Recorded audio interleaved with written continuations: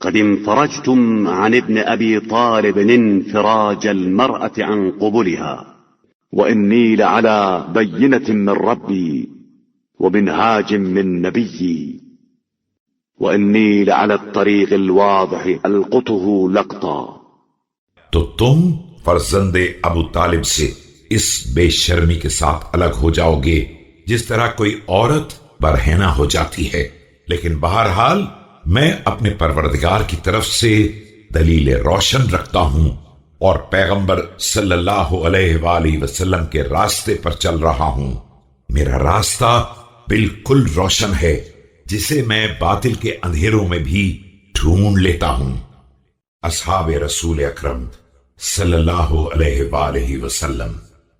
انظروا أهل بيت نبيكم فالزموا سمتهم واتبعوا أثرهم فلن يخرجوكم من هدى ولن يعيدوكم في ردى فإن لبدوا فالبدوا وإن نهضوا فانهضوا۔ دیکھو اہل بیت پیغمبر علیہ السلام پر نگاہ رکھو اور انہی کے راستے کو اختیار کرو، انہی کے نقش قدم پر چلتے رہو کہ وہ نہ تمہیں ہدایت سے باہر لے جائیں گے اور نہ ہلاکت میں پلٹ کر جانے دیں گے۔ وہ ٹھہر جائیں تو ٹھہر جاؤ اور اٹھ کھڑے ہوں تو کھڑے ہو جاؤ۔ ولا تسبقوهم فتضلوا ولا تتأخروا عنهم فتهلكوا لقد رأيت أصحاب محمد صلى الله عليه وآله فما أرى أحدا منكم يشبههم لقد كانوا يصبحون شؤثا غبرا۔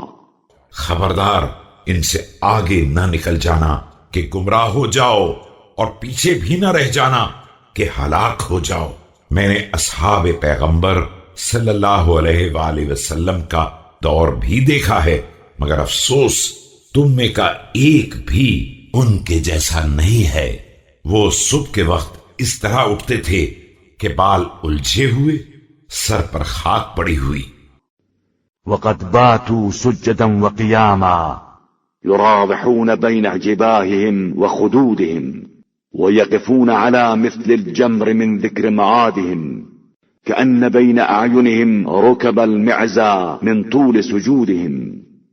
جبکہ رات سجدے اور قیام میں گزار چکے ہوتے تھے، کبھی پیشانی خاک پر رکھتے تھے اور کبھی رخسار، قیامت کی یاد میں گویا انگاروں پر کھڑے رہتے تھے اور ان کی پیشانیوں پر سجدوں کی وجہ سے بکری کے گھٹنے جیسے گٹھے ہوتے تھے۔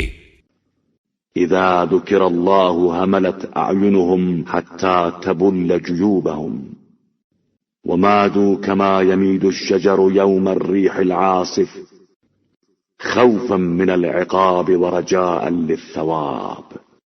ان کے سامنے خدا کا ذکر آتا تھا تو آنسو اس طرح برس پڑتے تھے کہ گریباں تک تر ہو جاتا تھا اور ان کا جسم عذاب کے خوف اور ثواب کی امید میں اس طرح لرزتا تھا جس طرح سخت ترین آندھی کے دن کوئی درخت